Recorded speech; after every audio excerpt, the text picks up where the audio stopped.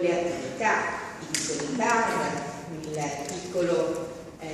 la piccola rosticceria. Quando c'è un lavoro, io dico sempre di squadra, e c'è una critica evidenza questo problema, e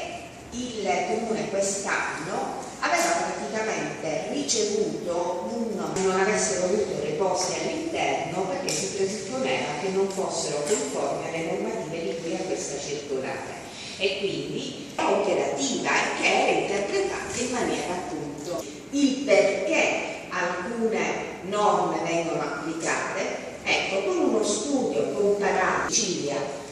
perché confrontando la normativa a livello nazionale ci sono esercizi con un numero di postazioni ridotto, potevano appunto, cioè quindi da 1 a 40